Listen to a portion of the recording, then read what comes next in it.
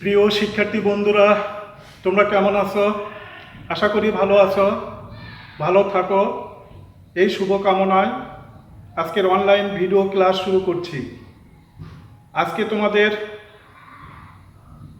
একাদশ শ্রেণীর অর্থনীতির প্রথম অনলাইন ভিডিও ক্লাস। এই ক্লাসে পূর্বে আমরা একটি জুম মিটিংয়ের মাধ্যমে ক্লাস করেছি।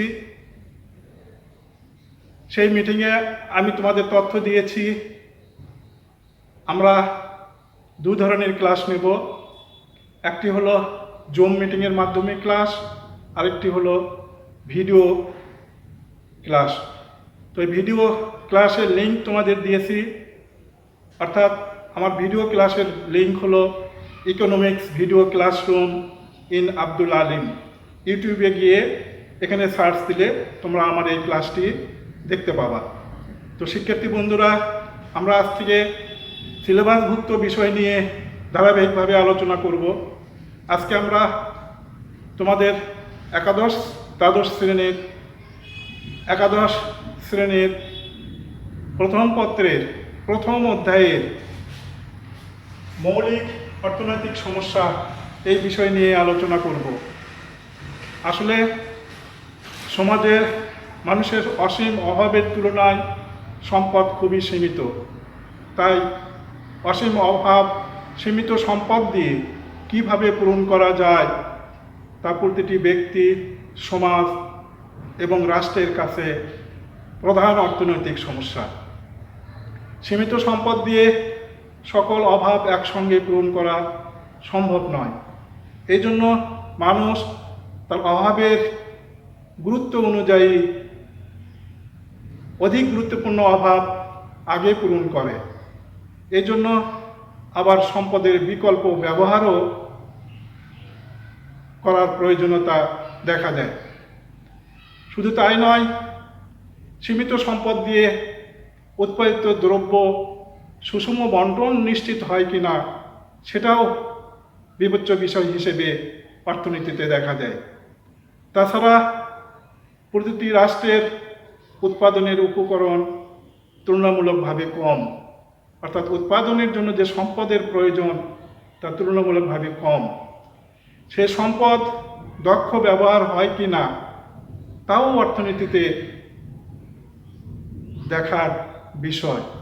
এবং এই সীমিত সম্পদ দিয়ে যে দ্রব্য এবং সেবা উৎপাদন হয় তা কাম্য বন্টন নিশ্চিত হয় কি না তাও অর্থনীতিতে একটি বিবেচ্য বিষয়। এই বিষয়গুলো বিবেচনায় রেখে অর্থনীতিবিদ স্যামুয়েলসন প্রথমে অর্থনীতির মৌলিক তিনটি সমস্যার কথা বলেছেন। সেই সমস্যাগুলো আমরা ক্রমান্বয়ে আলোচনা করব। এক, কি উৎপাদন করা হবে? কি উৎপাদন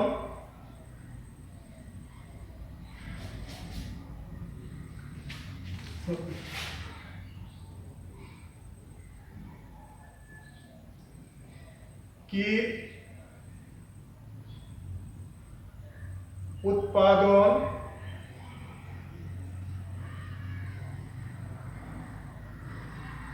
করা হবে?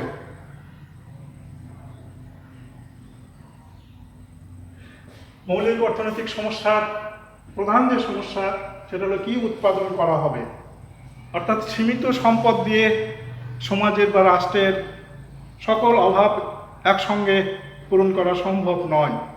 এই জন্য ব্যক্তি, সমাজ বা রাষ্ট্রকে সিদ্ধান্ত নিতে হয় এই সীমিত সম্পদ দিয়ে কোন দ্রব্য কি পরিমাণ উৎপাদন করব বা করা হবে। এই বিষয়টি আমরা একটি চিত্রের সাহায্যে দেখাবো। আমরা একটি চিত্রের সাহায্যে দেখাই।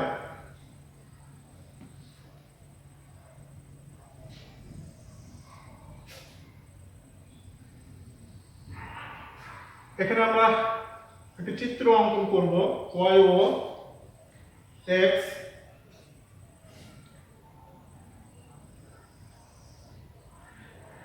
এটা এবি একটি উৎপাদন সম্ভাবনা রেখা এই পাশে ওয়াই দ্রব্য, এই পাশে এক্স দ্রব্য। তো শিক্ষার্থী বন্ধুরা,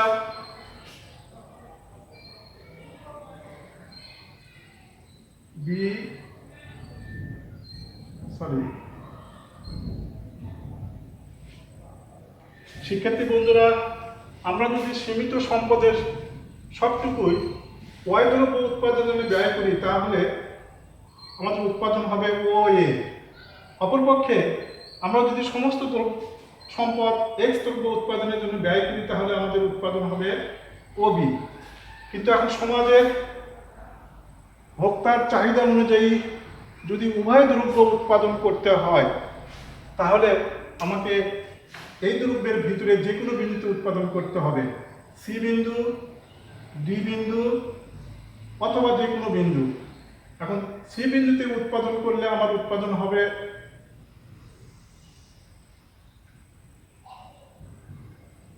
y1 x1 এবং ডি বিন্দুতে উৎপাদন করলে y2 x2। অর্থাৎ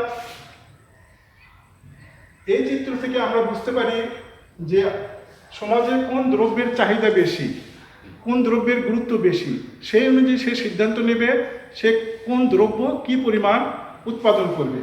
যেমন যদি সমাজে ওয়াই দ্রব্যের চাহিদা বেশি হয় এবং এক্স দ্রব্যের চাহিদা কম হয় তাহলে সে সি বিন্দুতে উৎপাদন করলে ও y1 পর্যন্ত অর্থাৎ বেশি পরিমাণ ওয়াই দ্রব্য উৎপাদন হবে এবং কম পরিমাণ ও x1 পরিমাণ এক্স দ্রব্য উৎপাদন হবে।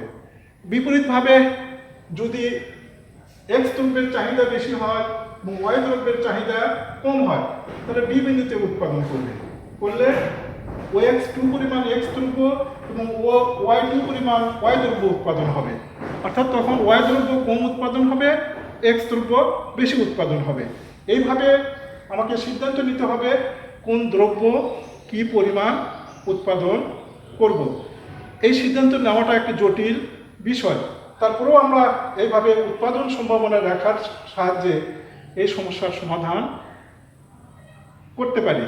তবে গুরুত্ব অনুসারে আমরা এই এবি রেখার যে কোনো বিন্দুতে উৎপাদন করতে পারবো, কিন্তু এই রেখার বাইরে গিয়ে ধরি এখানে যদি এফ বিন্দু থাকে তাহলে সেখানে কিন্তু আমি উৎপাদন করতে পারবো না, কারণ আমার সম্পদ সীমিত। এই জন্য সীমিত সম্পদের সাহায্যে আমাকে এই রেখার উপরেই দ্রব্য দুটির পরিমাণ নির্ধারণ করে উৎপাদনের সিদ্ধান্ত নিতে হবে। অর্থাৎ আমি বেশি এক্স দ্রব্য উৎপাদন করব না বেশি ওয়াই দ্রব্য উৎপাদন করব, সেটা সিদ্ধান্ত নিতে হবে সমাজের চাহিদা এবং গুরুত্ব বিবেচনা করে। এইভাবে আমরা কি উৎপাদন করব এই সমস্যার সম্মুখীন হয়ে থাকি। তো শিক্ষার্থী বন্ধুরা, এবার দ্বিতীয়টি আমরা দেখব কিভাবে উৎপাদন করা হবে। 2 কিভাবে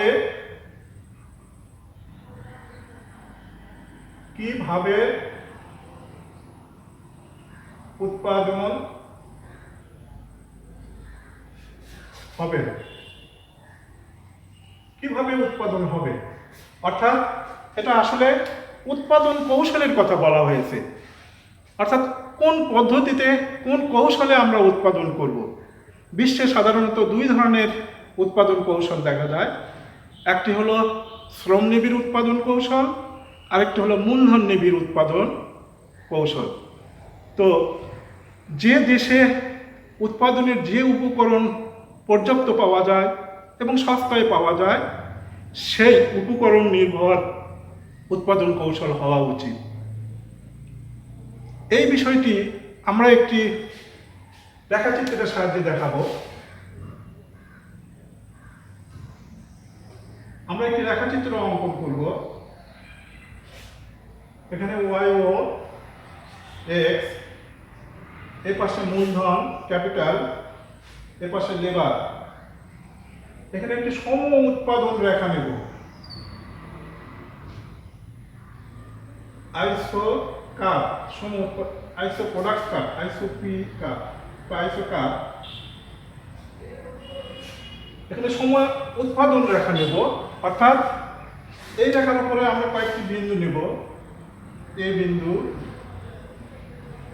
বি বিন্দু এবং সি বিন্দু। সকল বিন্দুতেই উৎপাদন 100।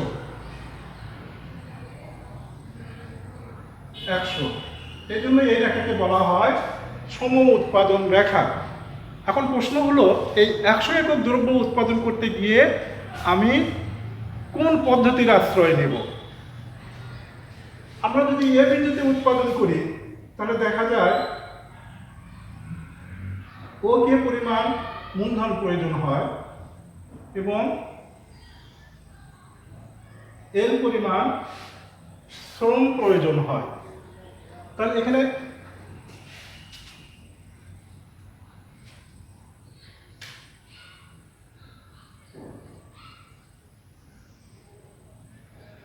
এখানে দেখা যাচ্ছে যে মূলধন বেশি ব্যবহার হচ্ছে এবং শ্রমিক কম ব্যবহার হচ্ছে, অর্থাৎ এখানে মূলধন নিবিড় উৎপাদন কৌশল অবলম্বন করা হয়েছে।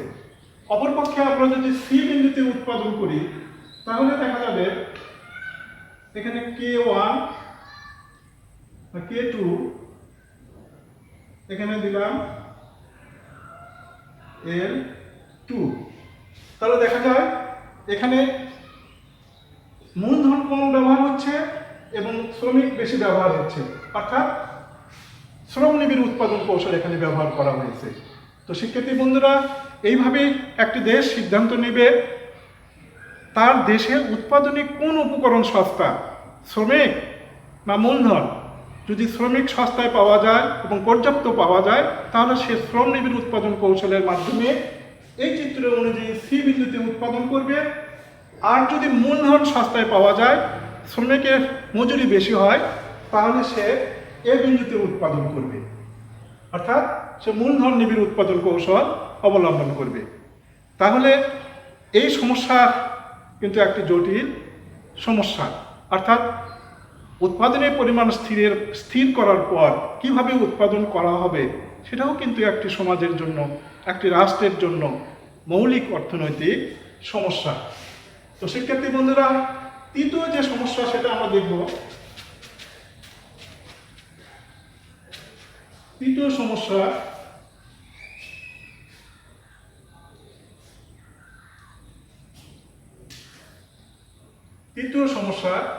কার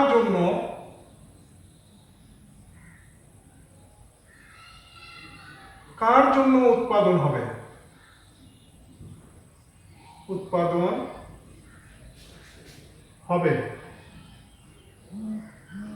কার জন্য উৎপাদন করা হবে? কার জন্য উৎপাদন হবে? সমাজে বিভিন্ন শ্রেণীর ভোক্তা রয়েছে। সকল ভোক্তার ক্রয় ক্ষমতা একই রকম নয়।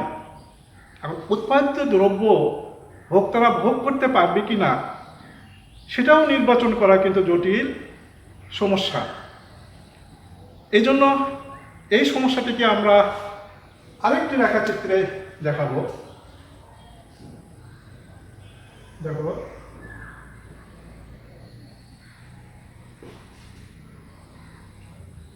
y ও x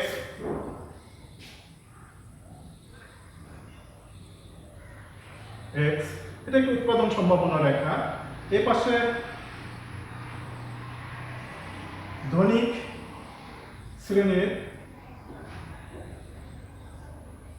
শ্রেণীর দ্রব্য আর গরিব শ্রেণীর দ্রব্য। তো শিক্ষার্থী বন্ধুরা, যদি দেশের ধনিক শ্রেণীর লোক বেশি থাকে তাহলে এই উৎপাদন রেখায় ধরো আমরা এখানে এ বিন্দু নিলাম, তাহলে এ বিন্দুতে উৎপাদন করবে এবং সেই ক্ষেত্রে OY1 পরিমাণ ধনিক শ্রেণীর দ্রব্য আর OX1 পরিমাণ গরিব শ্রেণীর দ্রব্য উৎপাদন হবে। আর যদি গরিব শ্রেণীর বি বিন্দু নেই, Y2 X2, যদি গরিব শ্রেণীর লোক বেশি হয়, তাহলে বি বিন্দুতে উৎপাদন করলে কি হবে, গরিব শ্রেণীর দ্রব্য OX2 পরিমাণ উৎপাদন হবে,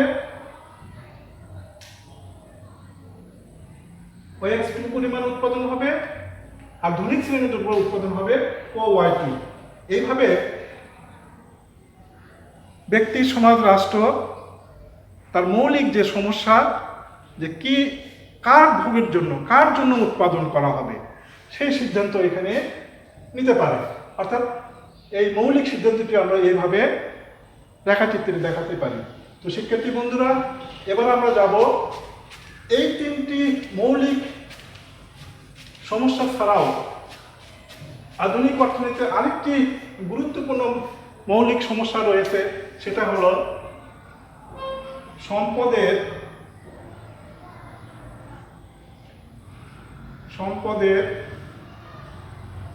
দক্ষ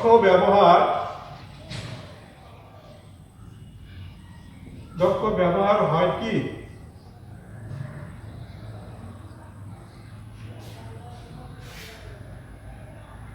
চতুর্থ যে সমস্যাটি হলো সেটা হলো, যেহেতু মানুষ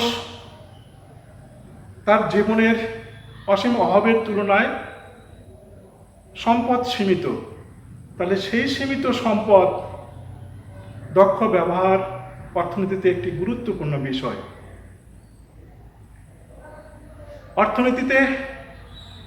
অর্থনৈতিক কল্যাণ বা সামাজিক কল্যাণ নির্ভর করে উৎপাদনের দক্ষতা এবং বন্টনের দক্ষতার উপর। এখন সমাজে যদি সীমিত সম্পদের দক্ষ ব্যবহার নিশ্চিত হয়, তাহলে উৎপাদনের ক্ষেত্রে দক্ষতা বৃদ্ধি পায়, এবং এই সীমিত সম্পদ দিয়ে উৎপাদিত দ্রব্য যদি কাম্য বন্টন নিশ্চিত হয়, তাহলে ভোগের ক্ষেত্রে দক্ষতা বৃদ্ধি পায়। উভয় ক্ষেত্রে যদি দক্ষতা অর্জিত হয়, তাহলে অর্থনৈতিক দক্ষতা অর্জিত হয়, অর্থনৈতিক সমৃদ্ধি অর্জিত হয়। তো শিক্ষার্থী বন্ধুরা, এই বিষয়টি আমরা আরেকটি চিত্রের সাহায্যে দেখাবো।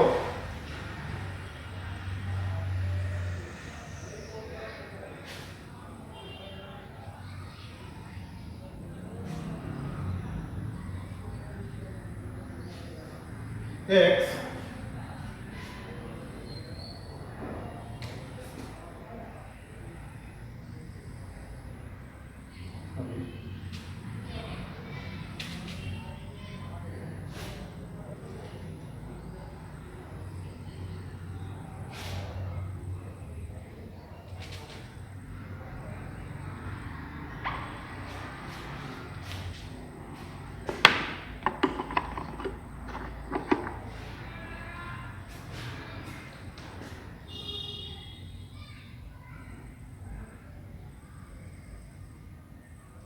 এটা এবি একটি উৎপাদন সম্ভাবনা রেখা।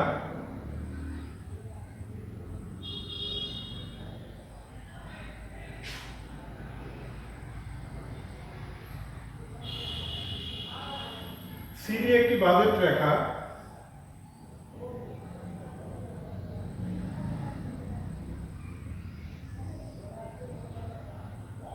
IC2 একটি নিরপেক্ষ রেখা।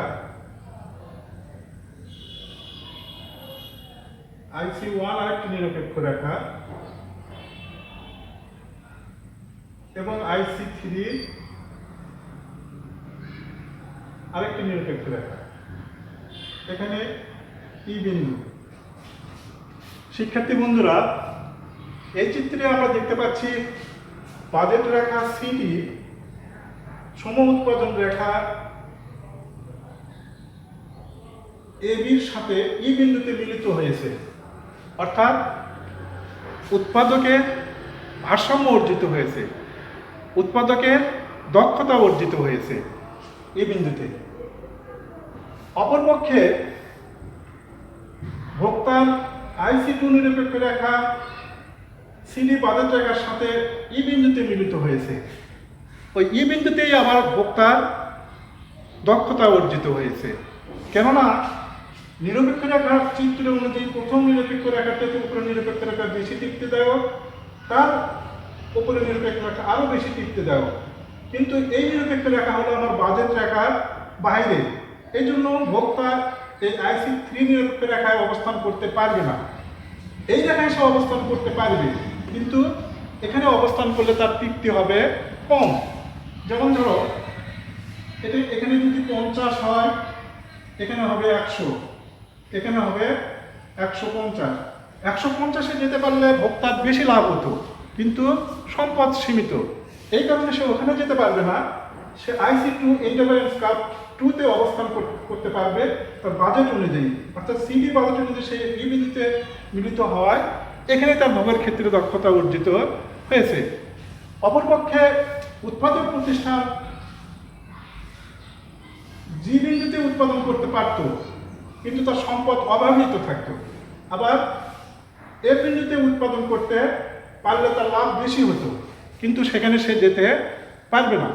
এই জন্য তার বাজেট রেখা অনুযায়ী সে উৎপাদন সম্ভাবনা রেখা বাজেট রেখা এই বিন্দুতে মিলিত হওয়ায় এই বিন্দুতে উৎপাদকও দক্ষতা অর্জন করতে সক্ষম হয়েছে। অর্থাৎ এই বিন্দুতে উৎপাদনের দক্ষতা অর্জিত হয়েছে, ভোগের দক্ষতা অর্জিত হয়েছে, এবং সেখানে অর্থনৈতিক সমৃদ্ধিও অর্জিত হয়েছে। এইভাবে আমরা অর্থনীতিতে মৌলিক অর্থনৈতিক সমস্যাগুলো চিহ্নিত করতে পারি। তো শিক্ষার্থী বন্ধুরা, এই হলো মৌলিক অর্থনৈতিক সমস্যার স্বরূপ। বিষয়টি নিশ্চয় তোমরা উপলব্ধি করতে পেরেছ। এরপরেও যদি তোমাদের কাছে সমস্যা বোধ হয়, তাহলে কমেন্টস বক্সে কমেন্টস করবা, আমরা সেইগুলি সমস্যার সমাধান করে দেওয়ার চেষ্টা করব। এই প্যান্ডামিক সিচুয়েশনে একান্ত প্রয়োজন ছাড়া বাড়ির বাইরে যাবা না। যদি যেতে হয় তাহলে অবশ্যই মাস্ক পরিধান করবা। তোমরা ভালো থাকো, এই শুভকামনায় আজকে এখানে শেষ করছি। খোদা হাফেজ, সবাইকে ধন্যবাদ।